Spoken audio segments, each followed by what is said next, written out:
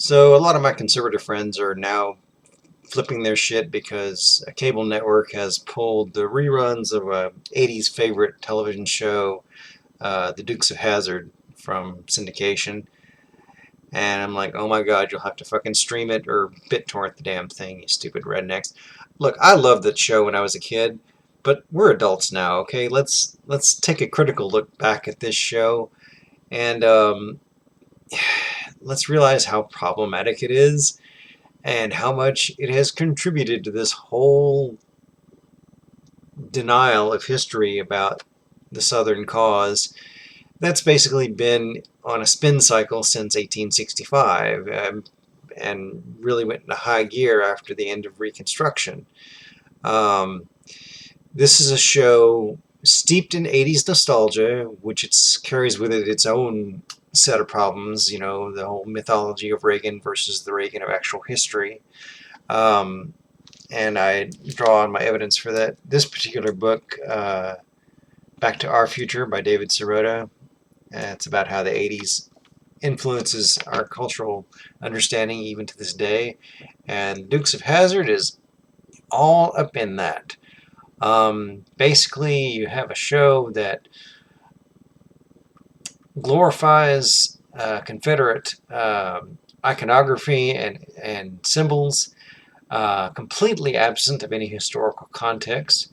Um, Maybe more pedantic watchers of the show might correct me on this point, but I don't recall ever seeing any black characters at all on that show. It was a lily white cast, and that's really remarkable for a show set in the American South. Um, Basically, it used the Confederate iconography as a generic symbol of rebellion, blah, blah, blah, which was kind of the theme of the show. Basically, rural, poor, working class family against the local power elite in the persons of Boss Hogg and Sheriff Roscoe P. Coltrane. Fighting the man, we're social rebels, and conflating those two, and that's not good. No, it's normalizing this horrific regime's symbols and ripping them from their historical context. Um, the General Lee car itself, its horn plays the first 12 notes to Dixieland, or I Wish I Was in Dixie. Absent the words, of course, so we don't, if you don't know the words, you just know the tune, and again, that's an erasure of history. I mean, not that they're going to stick the words in, I understand the technical limitations of a car horn, but still, at the functional level of a symbol, it basically is a form of erasure. It just makes it this fun little ditty whenever they're jumping over the next impossible object or whatever. Um, and Bo and Luke are just two good old boys. They're never mean no harm, blah blah. Their hearts of gold, probably don't have a racist bone in their body, etc., etc. Except we never see any black people in the show, so how would we know? Um, you know, and they race around in that ridiculous car, and it's a load of fun, and they fight crime, there's also even kind of a subtle anti-gun message in the show, since they have prior charges from bootlegging moonshine and are prohibited persons, and so therefore can't legally carry guns. So they get by like modern day Robin Hoods with hunting uh, bows and arrows with explosive, high explosive tips on them.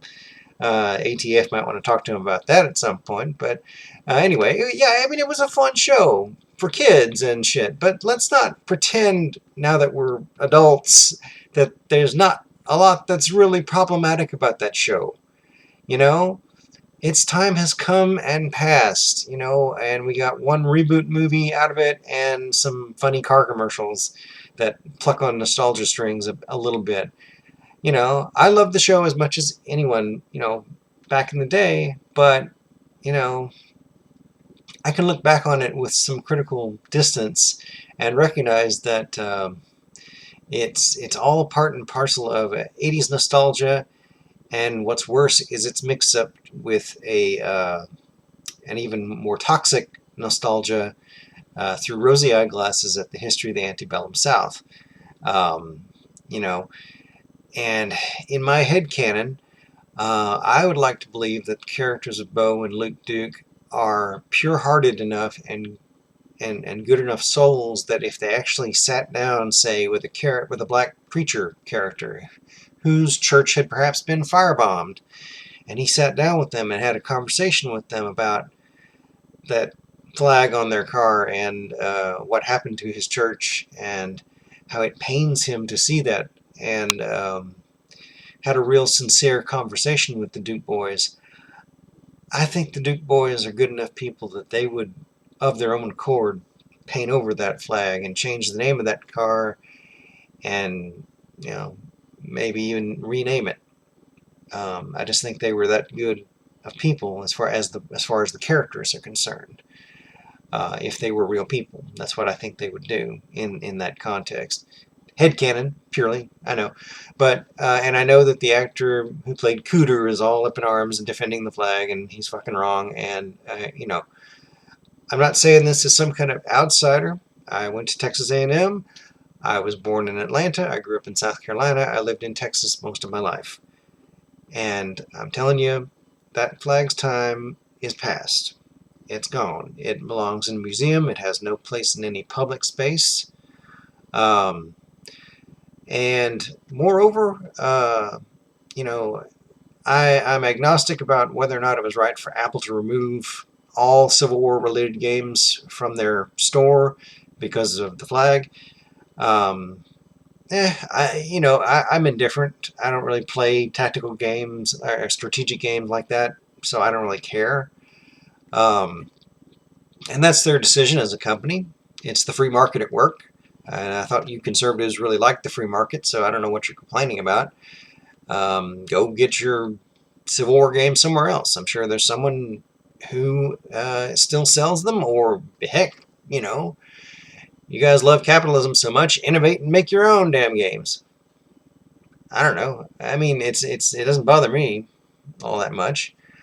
And one thing that did give me pause, briefly, until I thought about it, the Confederate flag is coming down over Fort Sumter. And I saw that and I was like, But on the other hand, when I sat down and thought about it, I was like, well, that was a federal fort, and it was the rebels that fired on it and started the whole damn war.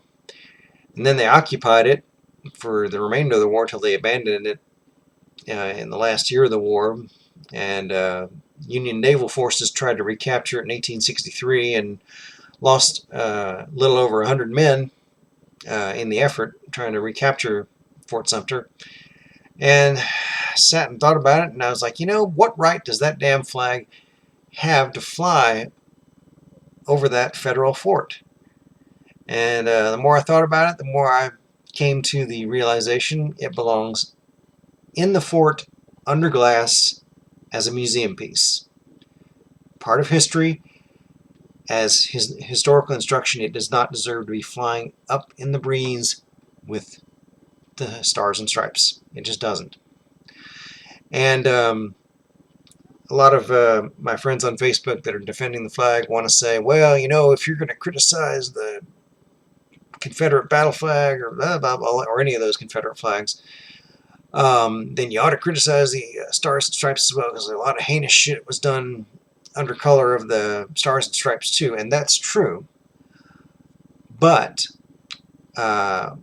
one counterpoint I would raise is that while it's true that a lot of heinous things have been done under the color of the stars and stripes, the republic for which it stands, indivisible, aspires to higher things.